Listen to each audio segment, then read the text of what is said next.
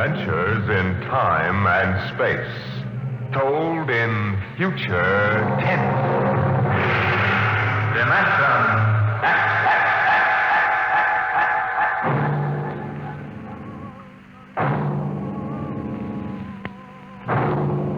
The National Broadcasting Company, in cooperation with Street and Smith, publishers of astounding science fiction, bring you Dimension X.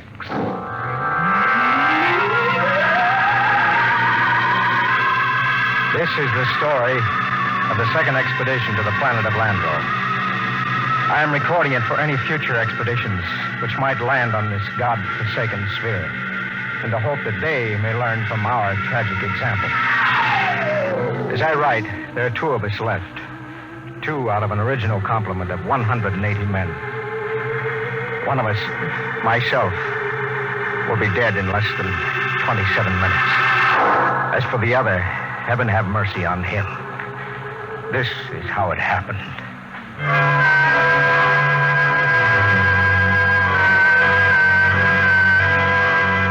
On June 3rd, 1997, less than 2 months ago, the last of our supply ships blasted off Landro, headed for Earth. Well, there she goes.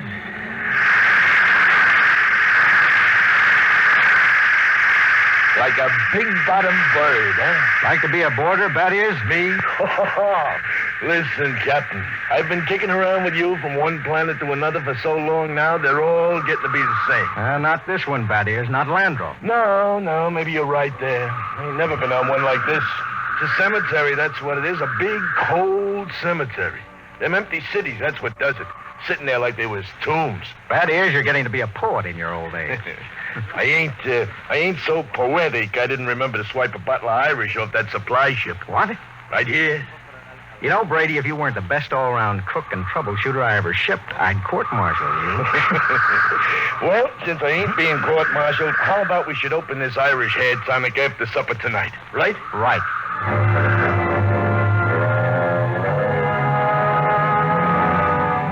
We walked back to the cluster of plastic huts we called the base. It was beginning to freeze up, and that purplish glow had settled across the planet. Yes, it was like a cemetery, all right. A cemetery of dead cities. We walked past one of them, a huge plastic dome with tall, graceful buildings, atomic power systems, vacuum conveyors. All perfect, all deserted, all ominous. How had it happened? Nobody knew for sure. But the best guess was that the plague had frightened the original inhabitants of the planet, so that they had piled into rocket ships and headed for some distant planet.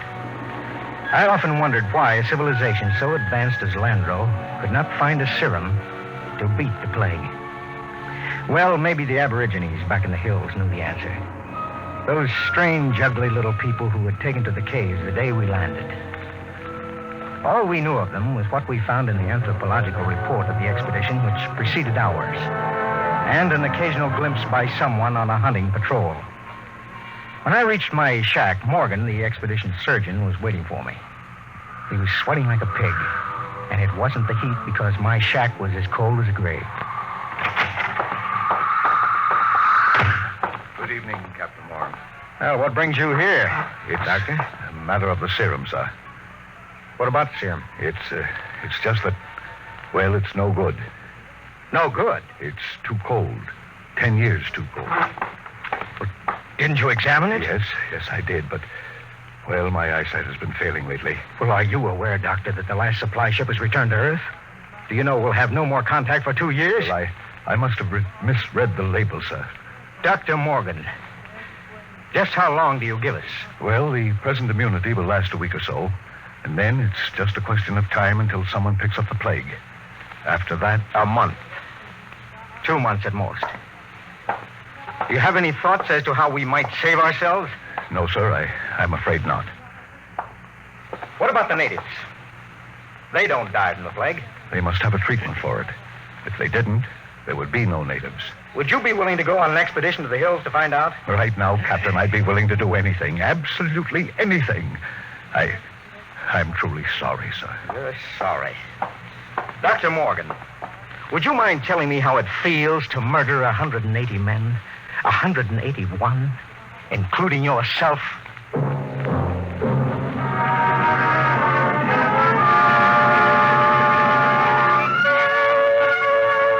I did a lot of thinking after Dr. Morgan left my hut. It was still unreal for me. After all, the planning of an expedition was no simple thing. You put into it the results of years of training and experience. Every man on my crew was handpicked for his skill. And yet a simple thing like a myopic surgeon misreading a label could blast the whole thing. Yes, it was a shame. I did the only thing I could think of. I yelled for Batty Ears Brady.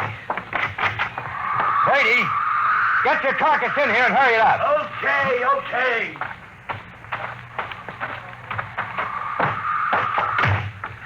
What's up? Sit down, Batty Ears. You got trouble, Ira? We got trouble. What? The serum's no good. What? Morgan forgot to check it. It's 10 years too old. Holy jumping snails. You're going to court martial? Well, it wouldn't do much good. We'll all be dead pretty soon unless somebody figures something out. Why did they send these civilians with us? Well, it was a mistake. Anybody can make a mistake. Only this was a big one. Ira, what are you going to do? Well, there's only one chance. One chance in 10 million. What? The natives. Them cave rats, what good can they do us? They don't get the plague. So? So maybe they know a cure. Oh, listen, those gimpos don't know nothing. Take it from me. It's the only chance.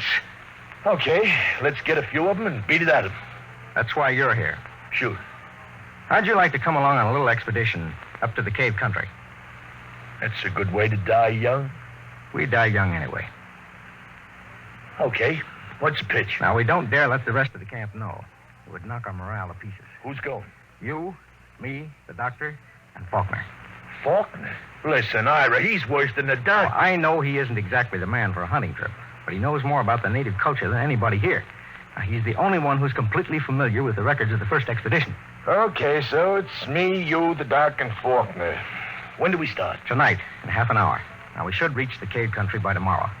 With luck, we'll be able to find natives before night. And then the fun starts.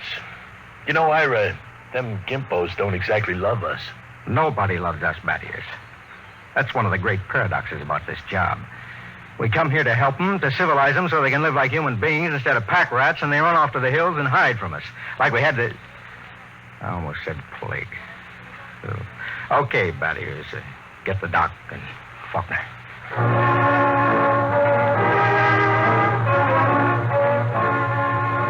Benny Faulkner's body was small and consumptive. But he had a good brain.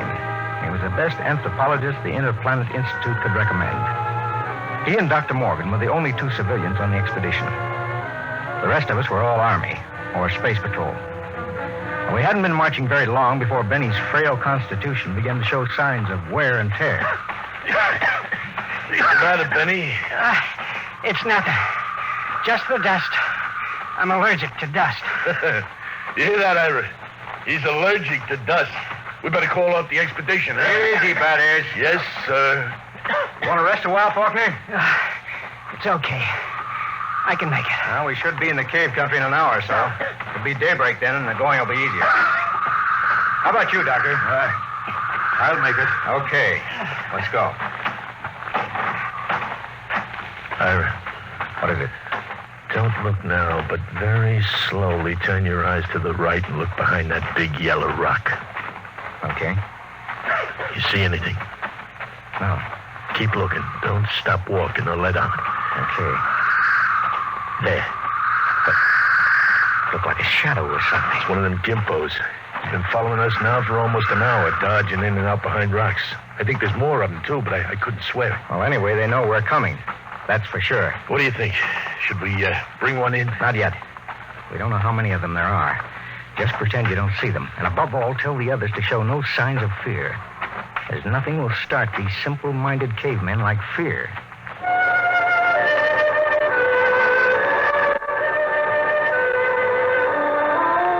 That was it. The manual said under no circumstances shall a member of the patrol display fear before a native. The dignity of the Earthman must be preserved at all costs. Walk erect, be firm but just, and do not allow the native to feel he is your superior. It was a good rule, and it always worked. Just before dawn, we reached the cave country. We were tired and hungry, and we stopped to cook some food and rest. Everything was quiet. There was no sign of the Gimpo, as Battiers called him, until... Hey, get in there, you sneaky little monkey man. Come on, boy, break this shit. what's your trouble? Look at me, Ira. They caught me one of these Gimpos sneaking around outside the tent. He almost slit my throat with one of those stone knives he did. Yeah. Bring him into the light of the fire where we can get a look. Yeah, right. Faulkner. Yes, sir? Try to establish some communication. All right, get it. Look out. Now, no need to knock him down, Battiers. That's the only language they understand. Faulkner, see if you can reach him. Okay, Captain. I'll need a drum of some sort. A what? Well, I find they communicate with one another through a very primitive kind of vibration of the tongue. Now, the closest I can come is a series of drum beats, a sort of a Morse code. The psychologist on the first expedition had it worked out before he was killed by the plague. I've studied his notes, and I think it'll work. You mean these animals can talk to one another? I believe they can.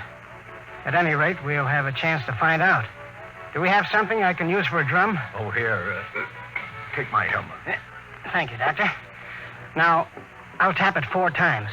That's a greeting of some sort. Oh, just a moment. Yes, sir? I don't want you treating this fellow like an equal. Don't give him the idea that we're desperate. Once they sense that, we're lost. All right. Here we go. Now I'll give him the helmet.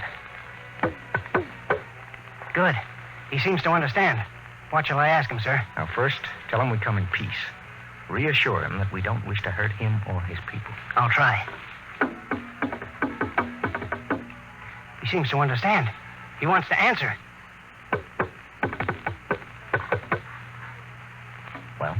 He says, others, like you, came to Landro. He must mean the first expedition. Go on. I want you to lead around to the subject of the plague gradually. Don't let on that we're desperate. I'll do my best, sir. It's a strange sight. On one side of the helmet crouched little Benny Faulkner. Across from him crouched the Landrian, a humpbacked gray little creature with an enormous head and those soft lavender eyes. I'm setting forth in this narrative the transcript of their conversation as Benny Faulkner later transcribed it from the best of his memory. Faulkner, we come as friends. Native. Why? Faulkner, we will help you to rebuild your cities and make your machines work again. Why? We want to help you to enjoy the benefits of the great culture which once thrived on Landro. Why? Because we want to help you. If we ask you not to help us, will you go away? We stay for your own good. We have helped many others on other planets. How? We teach them a better way to live. Their way of life was better than your way. Have you tried our way? Why were your cities abandoned? Was it the plague? Yes. Do you still fear the plague? Yes. Do any of your people become afflicted? Some. How do you treat them? How do you keep the plague from spreading? Do you have a cure? How can we find a cure for the plague? Go among my people. Will we find the answer among your people? My people have the answer. Will you tell me the answer? Go among my people. The drum beats ended. As far as the Landrian was concerned, the conversation was ended. He rose to go, and Faulkner stepped from his path. But Brady was there to ensure the bet. Hold on there, bucko. You ain't going no place. Don't maltreat him, Brady. What'd he say, Benny? He says his people have the answer. What do you think? Well, there may be some truth in it. He says some of his people still get the plague. Well, that must mean it isn't a question of immunity. They must have a cure. Well, he wasn't clear on that, Doctor. Then they must have a vaccine to keep it from spreading. Does he know? Evidently not. I could beat it out of him. I don't think he's lying. Well, that leaves it up to us. Now, the first level of caves are on top of that cliff about a mile ahead. It's a trap. I'll bet my last dollar on it. Maybe not. We'll have to risk it. Now, wait. Yes, Doctor. Let me go. I got you all into this. How will you talk? Well, Benny here can give me enough of the code so I can ask the big question. All right, Doctor. We'll wait at the foot of the cliff. Now, you go on ahead. If you aren't back down in 3 hours, we'll come up after you. What about the gimpo we've got? Now, we'll hold him as a hostage to ensure the doctor's safety. Now, if the doc comes back, all right. We'll let him go. Your job, that is. A pleasure. Don't kick him. Natch. But if he gives me any trouble, I'll take a shovel to his bottom. You can count on that.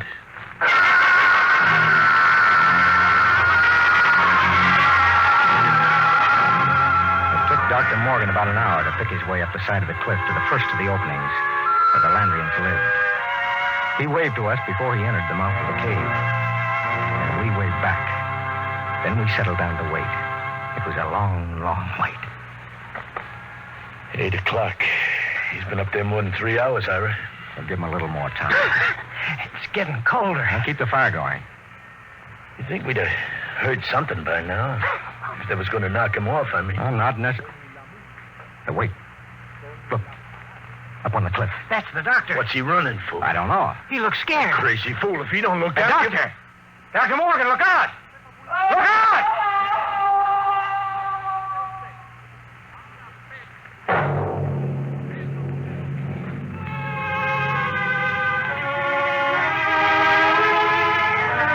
We found him at the foot of the cliff, crumpled and broken. We never knew why he had thrown himself off. Scrawled across the pad he had taken with him, on which to make notes concerning the answer, was a single word. The word was courtesy. The expedition was a failure. Okay, that's it. I have to head back for camp and just wait and pray. Not just yet, Ira. Okay? What's on your mind, Battier? If it's all the same to you, I'd like to take the gimpo here out behind the rocks and have a talk with him. Okay, Ira? What do you think you'll accomplish? I don't know. Just a quiet little talk. No violence. No violence. Just a real, earnest type conversation. Okay, Ira? It was one of those decisions the commanding officer dreads. 180 lives against the chance that Battier's could persuade the little gray man to give an answer he might not even know. I nodded, and Battier's took the little native off behind an outcropping of rock. He was back in 15 minutes, dripping with sweat. Well? Let's go, Ira. Nothing, huh? But nothing. Is he, Yeah, they ain't made very good, those little gray people. They come apart too easy. So, let's go, Ira. All right. Hey, Benny. Hey, Benny. What is... I feel kind of sick all of a sudden. He's got a weak stomach. Dust allergy. Hey, wait a minute. What is it, Benny? The back of my head. Dull kind of pain. Stick out your tongue. Give him a hand, Battiers. We've got to get him back to camp. What is it? I'm not sure. But that blackness on the tongue and the headache, it could be the plague.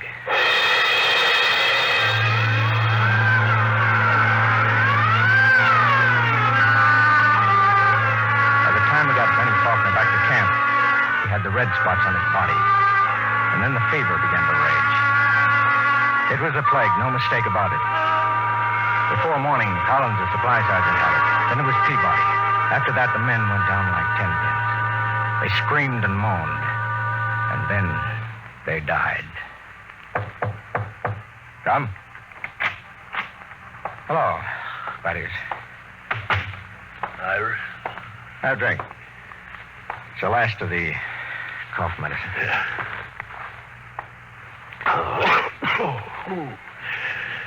Tired. Oh, man, I've never been so tired. What's the count? We lost 6 more today. 6. That makes 29 dead. 29 in less than a week. It's them stinking natives. They put the whammy on it. I'd take it easy. Easy. I'd like to take a machine gun up to them hills and knock off the whole bunch of them. How's Benny? Now, that's a funny thing.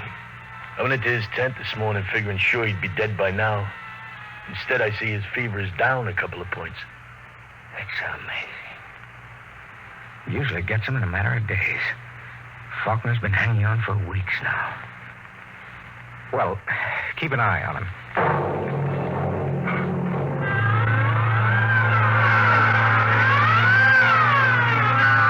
It was a nightmare of eternity after that.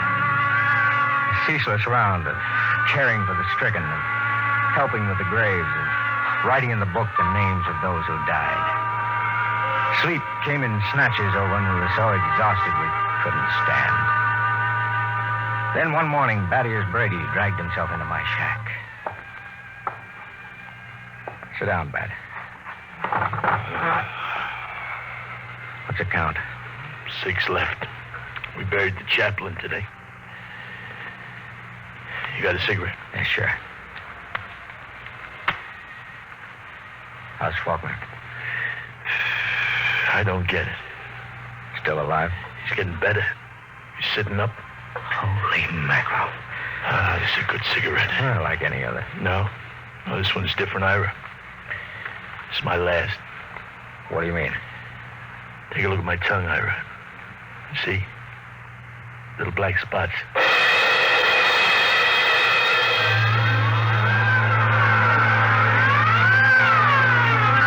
Somehow, I managed to get him into bed.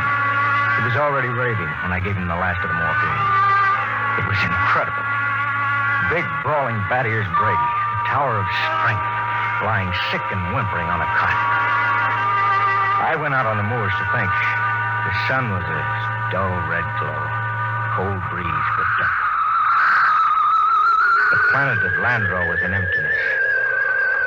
I thought about Batier's and Dr. Morgan and Benny Faulkner.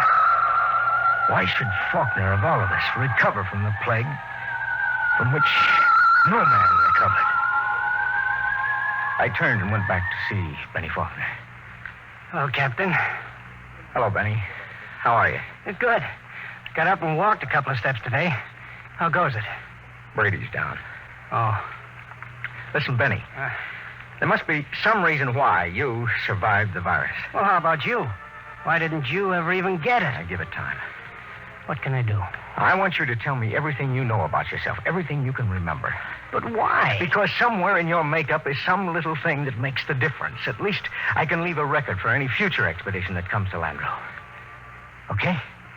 Okay, Captain Warren. Where do you want me to start? At the beginning. Now, I'm going to take notes. Well, I was born on the 2nd of July in 1971. My parents were ordinary people. My father was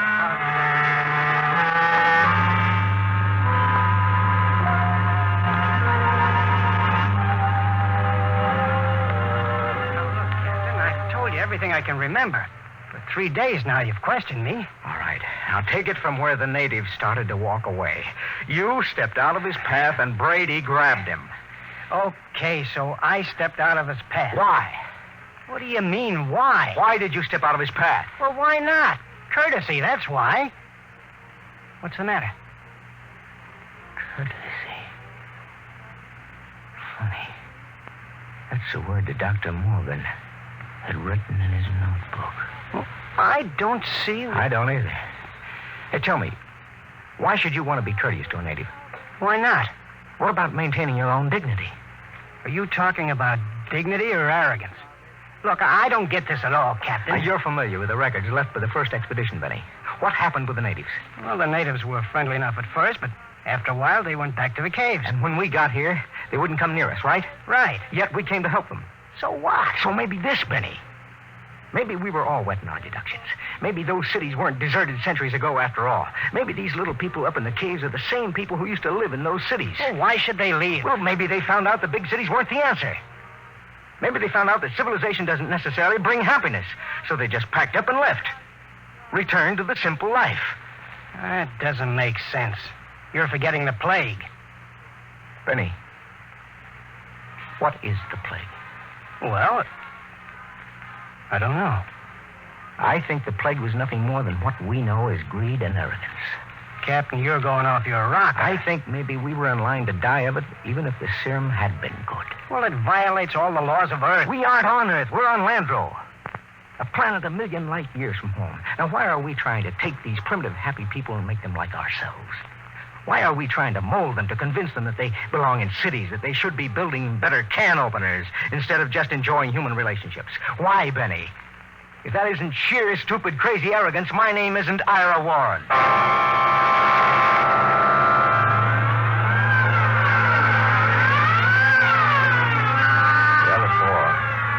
That night. 3 days later, that here's Brady died. In his delirium, he was howling about how if he could just get his hands on one of those stinking natives, he'd wring the answer out of them. After I buried him, I went back to Benny Faulkner's tent. Faulkner was getting out of bed as I entered. How is he, Captain? I just buried him. Holy Mother in heaven. That means 2 of us. 2 out of 180. Not 2. Just 1. Oh, but you're all right. I have a headache. I'm beginning to sweat a little, too. Well, can I help you any? No, I think I'll go back to my shack and finish writing the report. Well, maybe it isn't the plague. No, Benny, I've seen it too many times to kid myself about it. Look, Captain, you don't believe that junk about courtesy, do you? I mean that stuff you were talking about the other night? That's a lot of nonsense. You must know that. Holy mackerel, Captain. You can't believe it. You can't. Good night, Benny.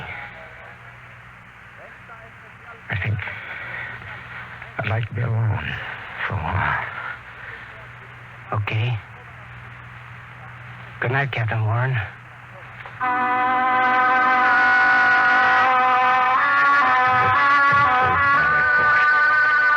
I'm turning it over to Benny Faulkner in the hopes that he will be able to transmit it to any other expedition commander who contemplates exploring the planet of Landro. The fever is beginning to mount now. My hands tremble as I write. The end should not be far off.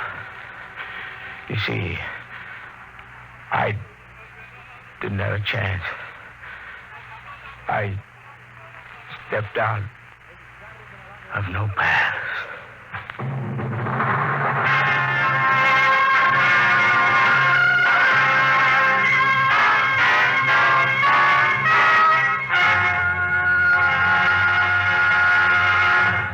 You have just heard another adventure into the unknown world of the future.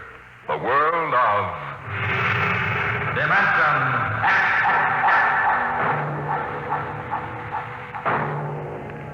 We are just beginning to discover how boundless our universe really is. And yet, what would it be like to live in a world no larger, say, than a single gigantic rocket ship? You'll find out more about it on Dimension X next week when we present Robert Heinlein's Universe. Dimension X is presented each week by the National Broadcasting Company in cooperation with Street & Smith, publishers of the magazine Astounding Science Fiction.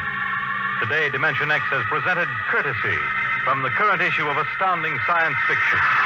It was written for radio by George Lefferts from the story by Clifford Simak. Featured in the cast were Lawson Zerbe as Captain Warren, Bill Zuckert as Battiers Brady, and Bill Gray as Benny Faulkner. Your host was Norman Rose. Music by Albert Berman. Dimension X is produced by William Welch and directed by Fred Way.